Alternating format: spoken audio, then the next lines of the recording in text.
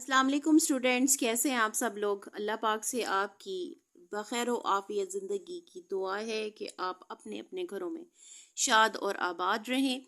आज हम unit number 2 जो कि अब हम रिप्रोडक्शन इन प्लांट्स को कंप्लीट कर चुके हैं, इसकी एक्सरसाइज आज सॉल्व करेंगे। तो अल्लाह पाक का बाबरकत नाम लेते हुए नबी पाक सल्लल्लाहु अलैहि वसल्लम पर दरूद पाक पढ़ते हुए मैं आज के अपने लेक्चर का आगाज़ करती हूँ। सल्लल्लाहु अला मुहम्मद सल्लल्लाहु अलैहि वसल्लम। जी क्वेश्चंस की तरफ आते हैं। And circle the correct option. यहाँ जो ऑप्शंस गिवन हैं, हर एक पॉइंट की 4 ऑप्शंस हैं और आपने इनमें से करेक्ट को एंड सर्कल करना है। सबसे पहले आप देख रहे हैं कि नंबर 1 पे क्वेश्चन नंबर 1 है कि पॉलिनेशन क्या है। पॉलिनेशन बेसिकली किस चीज़ की ट्रांसफॉर्मेशन का नाम है। तो मैंने आपको इस चैप्टर के टॉपिक्स में ये क्लियरली समझाया है कि ये जो ट्रांसफॉर्मेशन है ये बेसिकली एंथर पोर्शन के अंदर से पॉलन ग्रेन्स का निकलना, उनका ट्रांसफ़र होना और किसी फ्लावर के फीमेल रिप्रोडक्टिव पार्ट के ऊपर जाकर फॉल करना, जो उसका स्टिग्मा का यानी ऊपर वाला पोर्शन होता है, ये ट्रांसफॉर्मेशन है। किसकी जी? सेपल्स की, स्टेमन्स की, पोलन ग्रेन्स की या ओवम की। तो इसका ऑप्शन सी करेक्ट होगा क्योंकि ये पोलन ग्रेन्स की ही क्या है, ट्रांसफॉर्मेशन है, जो स्पर्म सेल्स कहलाते हैं। पॉइंट नंबर 2 को देखें जी। जाइगोट किस तरह फॉर्म होता है? As a result of what? Self pollination के जरिए से है, क्रॉस पॉलिनेशन में है, फर्टिलाइजेशन में है या डबल फर्टिलाइजेशन में है। तो याद रखें कि पॉलिनेशन जो है वो जाइगोट की फॉर्मेशन से पहले का प्रोसीजर है। ठीक है, जब ट्रांसफॉर्मेशन होगी पोलन ग्रेन्स की, उसके बाद जिस वक्त उनकी फ्यूजन होगी स्पर्म सेल्स की एग्स के साथ, ओवा के साथ, तब जाके फर्टिलाइजेशन स्टार्ट होगी। तो ट्रांसफॉर्मेशन बेसिकली पॉलिनेशन है। तो पॉलिनेशन यानी सेल्फ पॉलिनेशन या क्रॉस पॉलिनेशन ये नहीं है, बल्कि ये पॉइंट नंबर सी है। जाइगोट उस वक्त बनता है, बल्कि जाइगोट है क्या चीज? ये बेसिकली एग्स यानी स्पर्म सेल्स और उसके साथ एग का ओवा का मिलना, फ्यूज होना, ज्वाइन हो जाना और एक प्रॉपर फॉर्म क्रिएट करना, इसका नाम जाइगोट है। तो जाइगोट फर्टिलाइजेशन के प्रोसीजर में फॉर्म होता है। ठीक है, फर्टिलाइजेशन के भी स्टेप्स को आपको मैंने नेक्स्ट जो अपने टॉपिक के तमाम लेक्चर्स में कवर किया है, समझाने की कोशिश की है। पॉइंट नंबर 3 की तरफ आ जाते हैं कि जाइगोट आगे से जिस वक्त डेवलपमेंटल स्टेज यानी फर्टिलाइजेशन होगी तो फिर आगे से जाइगोट डेवलप करेगा। ये डेवलप होकर क्या क्या चीजें बना रहा है? एम्ब्रियो में डेवलप होगा, एम्ब्रियो सैक में डेवलप होगा, एंडोस्पर्म में डेवलप होगा या ओव्यूल बनेगा। तो याद रखिए सबसे पहला फॉर्म होने वाला जो स्ट्रक्चर इससे बनेगा that is called embryo. Embryo बनेगी तो उसके एम्ब्रियो के अंदर एम्ब्रियो सैक होगा प्रॉपर। ठीक है, फिर उसके इर्द गिर्द का पोर्शन एंडोस्पर्म में, जिसे ट्राइप्लॉइड एंडोस्पर्म भी कहा जाता है। या हमने सारे स्टेप बाय स्टेप आपको डायग्राम की मदद से भी स्टडी करवाए थे। और नेक्स्ट जो उसका इंटरनल पोर्शन होता है, अंदर वाला जो हिस्सा है, उसी एम्ब्रियो का वो ओव्यूल में कन्वर्ट होता है। लेकिन सबसे पहले एक एम्ब्रियो क्रिएट होती है। ठीक है, और एम्ब्रियो के बाद उसकी नेक्स्ट जो स्टेप्स है उनकी फॉर्मेशन होती है। पॉइंट नंबर 4 की तरफ आ जाते हैं कि एसेक्सुअल रिप्रोडक्शन हमने पढ़ी है।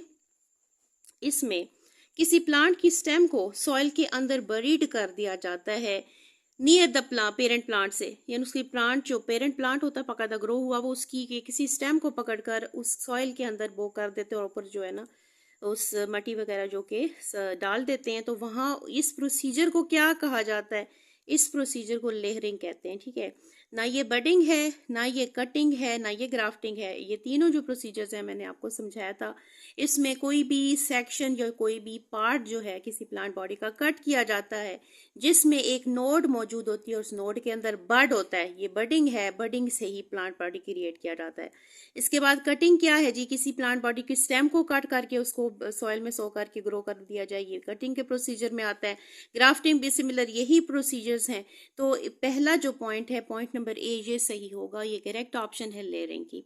पॉइंट नंबर 5 की तरफ आते हैं। Organ of the plant which takes part in sexual reproduction का प्लांट के अंदर कौन सा हिस्सा इन्वॉल्व है, कौन सा ऑर्गन इन्वॉल्व है जो सेक्सुअल रिप्रोडक्शन की प्रोसीजर से गुजरता है?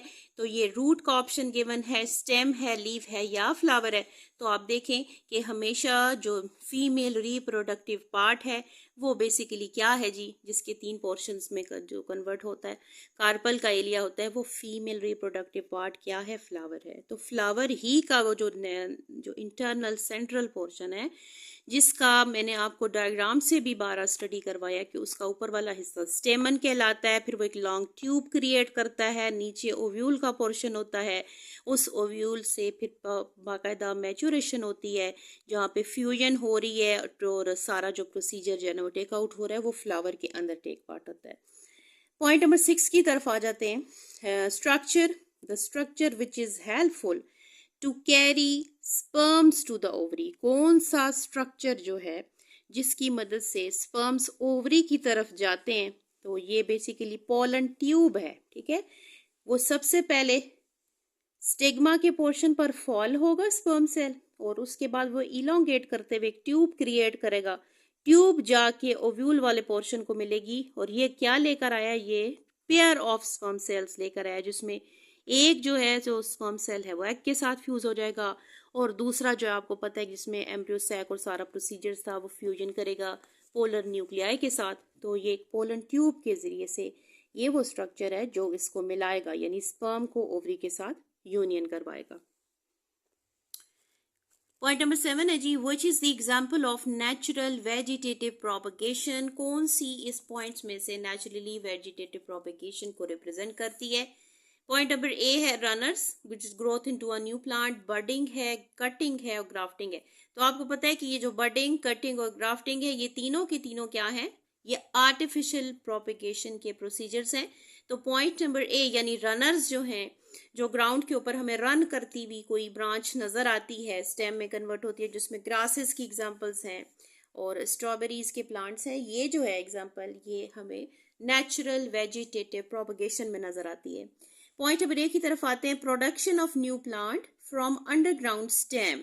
ठीक है जी, किसी भी न्यू प्लांट को प्रोड्यूस कराना, उसकी किसी स्टेम के ब्रांच को अंडरग्राउंड बो करके और उससे फिर एक नए प्लांट बॉडी को क्रिएट करना, ये किसकी एग्जांपल है, ये सेक्सुअल रिप्रोडक्शन है, ए सेक्सुअल रिप्रोडक्शन है, सेल्फ पॉलिनेशन या क्रॉस है। तो बेटा पॉलिनेशन ये नहीं है। जब कंप्लीट प्लांट बॉडी ग्रो करता है तो उसमें पॉलिनेशन के नेक्स्ट वाला स्टेप यानी फर्टिलाइजेशन आती है, और फर्टिलाइजेशन की बाद जो डेवलपमेंटल स्टेजेस के बाद एक कंप्लीट प्लांट बॉडी बनता है।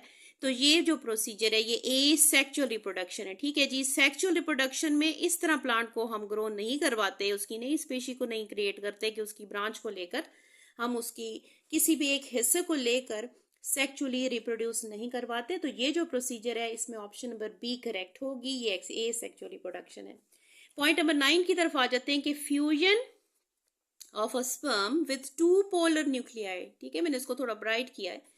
किसी भी स्पर्म का मिलना, फ्यूज होना 2 पोलर न्यूक्लियाई, ये आपको प्रोसीजर फर्टिलाइजेशन में मैंने एक्सप्लेन किया था। तो ये जो प्रोसीजर है ये किसके अंदर फॉर्म होता है, ये जायगोट है, ये एम्ब्रियो है, ओवम है या एंडोस्पर्म है। ठीक है, तो बेसिकली ये जो पोर्शन है ये प्रोसीजर आपको एंडोस्पर्म में मिलता है। ठीक है, एंडोस्पर्म में आपको पता है कि जो दूसरा आने वाला स्पर्म सेल है वो पोलर न्यूक्लियाई के साथ फ्यूज हो जाएगा और वहां पर क्या चीज प्रोड्यूस होगी, ट्राइप्लाइड एंडोस्पर्म। तो ये प्रोसीजर यानी फ्यूजन जो हो रही है ये एंडोस्पर्म के अंदर हो रही है। नेक्स्ट पॉइंट नंबर 10 की तरफ आ जाते हैं कि मेल रिप्रोडक्टिव सेल्स कौन से हैं। 12 में आपको ये चीज बता चुकी हूँ कि male reproductive cells basically sperm cells हैं। Option number B is correct.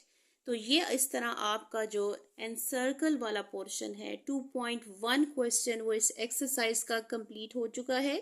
Next के जो क्वेश्चंस हैं उनमें डिफरेंशिएशन फैक्टर्स हैं और उसके बाद शॉर्ट क्वेश्चन आंसर्स हैं। मैं इंशाल्लाह आपको नोट्स की सूरत में वो बनाकर नेक्स्ट लेक्चर में कवर करवाऊंगी। तो आपसे नेक्स्ट लेक्चर में फिर मुलाकात होगी। अब इजाज़त चाहती हूँ। अल्लाह हाफिज़।